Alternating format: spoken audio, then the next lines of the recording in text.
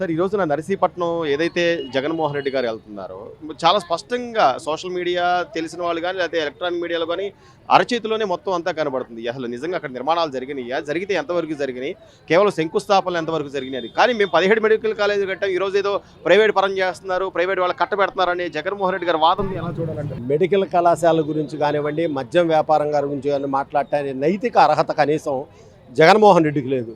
నిజంగా జగన్మోహన్ రెడ్డికి సిగ్గు శరం ఉంటే నేను ఒకటే అడుగుతా ఉన్నా, అయ్యా జగన్మోహన్ రెడ్డి, మోడీ గారు అన్ని రాష్ట్రాలకు ఇచ్చినట్టే 17 మెడికల్ కాలేజీలు ఇస్తే దాంట్లో 5 మెడికల్ కాలేజీలకి 5 to 10% నువ్వు కట్టావు, మొండి గోడలు కట్టావు. ప్రతిమా డబ్బులన్నీ ఏం చేశావు? కేంద్రం 1000 కోట్లు నిధులు ఇచ్చింది 17 కాలేజీలకి. నువ్వు ఏ ఒక్క 4 కాలేజీలు 2 కాలేజీలు కూడా పూర్తి చేయకుండా ఆ సొమ్మునంతా నీ బటన్ నొక్కటానికి ఉపయోగించావు. అది ఉపయోగించిన తర్వాత కూడా ఈ 17 కళాశాలల బ్యాంకుల్లో తాకట్టు పెట్టి కోట్లు అప్పు తీసుకొచ్చి మళ్ళా ఈ బటన్ నొక్కటానికి ఉపయోగించావు. ఇవాళ మొండి గోటలతో కూటమి ప్రభుత్వానికి ఆ మెడికల్ కాలేజీలు అప్పచెప్పి నువ్వు ఎవడిస్తాడు వాటికి లోను? 1000 కోట్లు వాళ్ళు ఎక్కడి నుంచి వస్తాయి? ఇవాళ నువ్వు ఆర్థిక వ్యవస్థను చిన్నాభిన్నం చేసి వెళ్ళావు. ఇవాళ మేము మెడికల్ కాలేజీ మొండి గోడలతో అవి వరదలు వచ్చి జగనన్న కాలనీలను తలపిస్తున్నాయి. మరి మేమెందుకు ఇచ్చేయాలి వాటిని? ఎటువంటి నష్టము లేదు. పీపీ పద్ధతిని రాష్ట్ర అత్యున్నత న్యాయస్థానం కూడా నిన్న సమర్థించింది. గతంలో మీ అయ్య రాజశేఖర్ రెడ్డి కూడా పీపీఏలు మంచిదే, సెజ్జులు మంచిదే అని చెప్పి ఆ రోజు మాట్లాడాడు. కాబట్టి ఇవాళ నువ్వేదో నీ రాజకీయ ప్రాబల్యం కోసము ఇవాళ క్లియర్ గా తెలుగుదేశం ప్రభుత్వం గతంలో నీ ప్రభుత్వంలోగా చంద్రబాబు నాయుడు వీళ్ళకి తాడుగట్టినట్టుగా లేకపోతే రాళ్లే ఇచ్చినట్టుగా మేము చేయలా. మేము తలుచుకుంటే నువ్వు కనీసం తాడేపల్లి నీ కొంపలో నుంచి బయట కూడా కాలు పెట్టలేవు. మా కార్యకర్తల్లో మా నాయకుడు తలుచుకున్నా. మేము వాళ్ళు నీకు అనుమతి ఇచ్చాం, పరిమిత సంఖ్యలో వెళ్ళమన్నాం, చూడమన్నాం. అంతేగాని మంది మార్బలం వేసుకొని మరి మొన్నేమో ఇక్కడ పత్తిపాడు దగ్గర మీ సొంత కార్యకర్తనే కారు కింద వేసి తొక్కావు. కనీసం పోయి చూడటానికి కూడా నీకు మనసు రాలా. మళ్ళీ నువ్వు మాట్లాడుతూ ఉన్నావు. ఇవాళ నీ పర్యటనలో ఆద్యాంతం నువ్వు రాజకీయమయం. ఇవాళ నీకు తల్లి లేదు, చెల్లి లేదు, రాజకీయ పక్షాలు లేవు. నువ్వు రాజకీయాలకే అనర్హుడివి.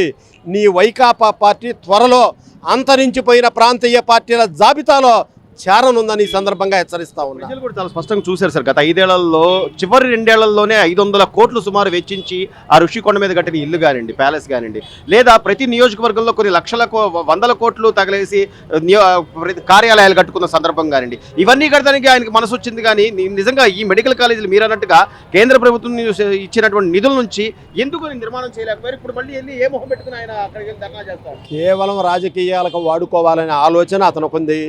ఈ రాష్ట్రంలో 27 మెడికల్ కాలేజీలు, అలానే ఇంజనీరింగ్ విద్యని ప్రైవేట్ బ్రహ్మాండమైన కాలేజీలు తెప్పించిన ఘనత చంద్రబాబు నాయుడు గారిది. నిన్న కాక మొన్న నీ జీవితంలో ఒకటే అడుగుతున్న జగన్మోహన్ రెడ్డి, నీకు సిగ్గు శరం ఉందా?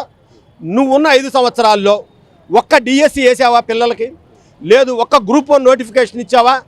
40 సంవత్సరాల రాష్ట్ర చరిత్రలో ఒక్క డిఎస్సి కూడా వేయకుండా దిగిపోయినటువంటి అత్యంత మూర్ఖుడు ఎవడన్నా ఉన్నాడంటే ఈ రాష్ట్రంలో జగన్మోహన్ రెడ్డి ఒక్కడే. కాబట్టి నీ మెడికల్ కాలేజీల డ్రామా ప్రజలు నమ్మరు.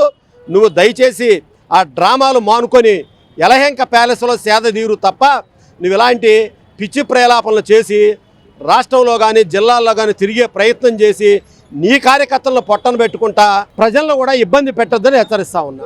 ప్రతి చోట కూడా ఏదో ఒక అంటే శాంతి భద్రతల విఘాతం కలిగించే విధంగా మొన్న చూస్తే చిత్తూరు జిల్లా దగ్గర అంబేద్కర్ విగ్రహానికి నిప్పు పెట్టి దాన్ని ఈ ప్రభుత్వం మీద నెప్పం కానివ్వండి. అంటే ఎందుకు ఈ శాంతి భద్రతల విఘాతం కలిగించడం ప్రధాన మోటో అని జగన్మోహన్ రెడ్డి గారు నిర్ణయించుకున్నారంటారా? లేకపోతే ఇప్పుడు చేస్తున్నటువంటి ఈ కూటమి ప్రభుత్వం సూపర్ సక్సెస్ అయిందనేటువంటి ఆ కడుపు అంటారా? అతనిలో కూడా అంతర్జాతీయ పెట్టుబడుల సదస్సు CCA సదస్సు వైజాగ్లో జరుగుతుంటే ఆ రోజు కూడా ఎయిర్పోర్ట్కి వెళ్ళి నేను వెళ్తానని చెప్పి గొడవ చేసి అంతర్జాతీయంగా వచ్చే పెట్టుబడులను అడ్డుకోవడానికి పెద్ద ప్రయత్నం చేశాడు. ఇవాళ ఈ రాష్ట్రానికి దేశంలో ఉన్నటువంటి పారిశ్రామికవేత్తలు పరిశ్రమలు అన్నీ కూడా పెట్టడానికి ముందుకు వస్తూ ఉన్నారు. దానికి కారణం ఏంటంటే చంద్రబాబు నాయుడు గారి మీద ఉన్నటువంటి నమ్మకం, మోడీ సహకారక ఇవాళ కూటమి ప్రభుత్వం శరవేగంగా దూసుకుపోతూ ఉంది. దాన్ని తట్టుకోలేక ఎలాగైనా కూడా ఈ రాష్ట్రాన్ని సర్వనాశనం చెయ్యాలి, ఈ రాష్ట్రంలో కులమతాలను రెచ్చగొట్టాలి, ఈ రాష్ట్రంలో అంబేద్కర్ బొమ్మలు, NTR బొమ్మలు ఇవన్నీ కూడా పడగొట్టి ప్రజల్లో ఒక అశాంతిని రేకెత్తించి రాజకీయ పబ్బం గడుపుకుందామని జగన్మోహన్ రెడ్డి చూస్తూ ఉన్నాడు. ఇది జరిగే పని కాదు. గతంలో కూడా దేవతలు, దేవతామూర్తుల విగ్రహాలు, ఆంజనేయ స్వామి విగ్రహాలు, శ్రీరాముడు తలనరికిన సందర్భాలు అనేకం ఉన్నాయి. ఏదో ఒక రకంగా జనాల్ని మాయబుచ్చాలని చూస్తున్నాడు. జనము ఓటు అనే ఆయుధంతో చెప్పుతో కొట్టారు మిమ్మల్ని. ఇక మళ్ళీ అలాంటి పరిస్థితి తెచ్చుకోవద్దని తెలియజేస్తా ఉన్నా, హెచ్చరిస్తా ఉన్నా. ఇది ఏదైనా కానండి వైసీపీ చేసే అరాచకం ఇదంతా. ఇప్పుడు పోయాడు, ఓడిపోయాడు, 175 అన్నాడు. చివరి ఆఖరికి పంగనామాలతో 11 సీట్లు సంపాదించాడు. ఏదో రకంగా మళ్ళీ ఈసారన్నా రావాలి, ఇట్లాంటి అరాచకాలు చేస్తే అన్న ఆలోచనలో వాళ్ళు చేస్తూ ఉంటారు. దానికోసం అని చెప్పి ఈరోజు నార్త్ సెంటర్లో గుంటూరులో అంటే ఎందుకు సార్ అంత అంత పగ ప్రతీకారాలు ఎందుకు? అది కూడా ఎస్సీల మీద, నా ఎస్సీ నా ఎస్టీ అంటారు కదా ఆయన మాట్లాడితే. ఈ జగన్మోహన్ రెడ్డి ఉన్నాడు, ఎస్సీలు అంటే నా బిడ్డలు అది ఇది అని అంటూ ఉంటాడు. మరి ఎస్సీల మీద ఎందుకు చేస్తున్నారు అన్నది రాజకీయ లబ్ధి కోసమా లేకపోతే దేనికి అన్నది వాళ్ళకే తెలియాలి. అంటే డాక్టర్ బిఆర్ అంబేద్కర్ అంటే రాజ్యాంగ రచయిత, రాజ్యాంగ సృష్టికర్త, అందరూ కూడా గౌరవించుకుంటాం. చివరికి ఆ విగ్రహానికి నిప్పు పెట్టి కూడా రాజకీయం చేయాలని చూడటం అనేది. అంబేద్కర్ అనే అతను ఒక రాజ్యాంగ నిర్మాత అండి. ఏంది అబ్దుల్ కలాం ఉన్నాడు, అంబేద్కర్ ఉన్నాడు, వీళ్ళు ఏంటంటే ఒక రాజ్యాంగ నిర్మాతగా ఆయన చేసి ఎంతో పేరు ప్రఖ్యాతలు చేశాడు ఇది దేశం మొత్తం మీద. మరి అట్లాంటి ఆయన విగ్రహాన్ని ఆ రకంగా చేయటం అంటే మన దేశమే సిగ్గుపడాలి ఆ రకంగా చేస్తే. అందుకని చెప్పి ఈరోజు గుంటూరులో ఎస్సీలు దాని గురించి ధర్నా చేస్తున్నారు. దానికి వెళ్ళాలి అందరం. అంటే నేను అనేది ఏంటంటే ఆ రోజున ఒక మాస్క్ అడిగిన డాక్టర్ సుధాకర్ గారిని కూడా ఆ రకంగా చేసి హింసించి బట్టలు లేకుండా రోడ్డు మీద పెట్టి ఆయన ఎంతో ఇచ్చేసి దానికి చనిపోయాడు ఆయన. మరి ఎస్సీ దళితుల మీద ఎస్సీ ఎస్టీ అట్రాసిటీ కేసులు గతంలో పెట్టిన సందర్భాలు కానీ, అంటే అసలు జగన్మోహన్ రెడ్డి గారికి రాజకీయ లబ్ధి తప్ప ఇంకా ఏది లేదండి. ఏమి లేదండి. ఒక సొంత చెల్లిని తల్లిని దూరం చేసుకున్నాడు రాజకీయ లబ్ధి కోసం. మరి అట్లాంటి వాడికి ఏముండిద్దండి? ఎంతసేపటికి ఆయన పదవి కావాలి, ఏదో ఒకటి కావాలి. చెల్లెల్ని తల్లిని దూరం చేసుకున్నవాడు ఈ ప్రజల్ని ఏం చూస్తాడండి? ప్రజలు కూడా గమనిస్తున్నారు కదా సార్, ప్రతి చూస్తున్నారు. అంతా మన అరచేతిలో ఈ రోజు నా ఫోన్ ఉంటే మొత్తం సర్వం తెలుస్తుంది.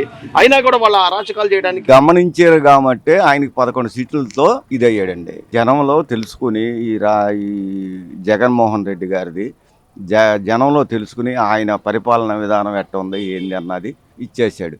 అంతెందుకండి, ఆయన 5 సంవత్సరాల పరిపాలనలో ఒక్క రోడ్డు అన్నా శుభ్రంగా ఉందా? ఎంతసేపుడికి నేను పథకాలు ఇస్తున్నాను అన్నాడు. ఏమి ఇచ్చాడండి పథకాలు ఏమి ఇచ్చాడు ఆయన? ఏమి ఇలా. ఇప్పుడు చంద్రబాబు నాయుడు వచ్చాడు. చంద్రబాబు నాయుడు ఏం చేశాడు? 3,000 రూపాయల పెన్షన్ని 4,000 చేశాడు. వికలాంగులకి 6,000 చేశాడు. ఈ రోడ్డు మీద నుంచి వెళ్ళాలంటే మాకు కనీసం ఆ లాగు దాకా కనీసం అరగంట పట్టేదండి. అంటే అంత గుంటలమయం. అట్లాంటిది లోకేష్ గారు వచ్చిన తర్వాత ఈ మొత్తం రోడ్లు మొత్తం కూడా బ్రహ్మాండం చేశారు. అంటే ఈ రోజున కులాల మధ్య ఏదో ఒక చిచ్చు పెట్టాలి, ఏదో ఒక విధంగా గొడవలు జరగాలి అంటే అలాంటి వ్యక్తులు అసలు రాజకీయాలు పనికి వస్తారా బాబాయ్? పనికి వస్తారా అంటే వాళ్ళు లబ్ధి పొందడానికి ఏదో చేయాలి, ప్రజల్ని ఇది చెయ్యాలి అన్న ఆలోచనలో చేస్తారు. కానీ వాళ్ళు ప్రజలకి ఏదన్నా న్యాయం చేద్దామన్న ఆలోచన అయితే లేదండి. అది చివరికి అంబేద్కర్ గారి విగ్రహానికి నిప్పు పెట్టి ఈ రోజు దళితుల మనోభావాలను కూడా దెబ్బతీసేందుకు కారణమైన జగన్మోహన్ రెడ్డి గారిని అసలు ఏమనాలంటారు? ఇప్పుడు జగన్మోహన్ రెడ్డి వాళ్ళ అనుచరుల చేత చేయించాడో ఏంటో మనకైతే తెలియదండి, చూడలేదు. కానీ అందరూ అనుకునేది ఏంటంటే జగన్మోహన్ రెడ్డి గారే ఈ రకంగా కుల చిచ్చు పెడుతున్నారు అన్నది. ఇది అంటే ప్రశాంతంగా పరిపాలన కొనసాగుతుంది, అన్ని పథకాలు ఇస్తున్నారు, ఏదో ఒకటి చేస్తే ఈ చంద్రబాబు నాయుడు మీద బురద తల్లే ప్రయత్నంలో ఇది చేస్తున్నారు. కానీ దానికి దళితుల్ని ఎందుకు పావులుగా చేస్తున్నారు? దళితులంటే అంత చిడచూపు ఎందుకు? వాళ్లే కదండి. ఇప్పుడు వేరే క్యాస్ట్ వాళ్ళు ఉన్నారు, వాళ్ళ దగ్గర సొమ్ము ఉంటది. ఈ దళితుల దగ్గర ఏముంటది? ఎంతో కొంత ఇస్తారు. అరే అది చేయండి అంటే డబ్బు లేక వాళ్ళు చేస్తారు. దాన్ని ఏం చేస్తారు వీళ్ళు? రాజకీయ నాయకులు ఏం చేస్తారంటే దాన్ని ఇది అడ్డం పెట్టుకుని ఇట్లా చేశారు, ఇట్లా చేయించాడు చంద్రబాబు నాయుడు అది ఇది అని చెబుతారు. చేసేది ప్రతిపక్షం వాళ్ళే చేస్తారు. అంటే ఆయన ప్రతిపక్ష బాధాగా లేదనుకోండి, వాళ్లే చేస్తారు ఇదంతా కూడా. మొత్తం మీద ఎట్లాంటి వాళ్ళని ఖచ్చితంగా ఖండించాల్సిన అవసరం ఉందా? ఖండించాలండి. చేయాల్సిన ఖండించాలి అంటే దళితుల్లో మార్పు రావాలండి. ఏ రాజకీయ నాయకుడికి ఇది కాకుండా దళితుల్లో మార్పు వస్తే ఏంది సరైన మంచి నాయకుడు ఎవరో వాళ్ళకి ఓట్లేసి గెలిపిస్తారు. అందుకనే మొన్న చంద్రబాబు నాయుడు గారిని గెలిపించారు. లేకపోతే చదువుకుంటున్నారు కాబట్టి ఈ రోజున దళితుల్లో కూడా అక్షరాస్యత పెరిగింది కాబట్టి అన్ని తెలుస్తున్నాయి వాళ్ళకి కూడా, ఏది మంచి ఏది చెడు, ఎవరు మనకు మేలు చేస్తున్నారు, ఎవరు మనల్ని వాడుకుంటున్నారు, పావులుగా రాజకీయ పావులుగా వాడుకుంటున్నారు, రాజకీయంగా వాడుకుంటున్నారండి.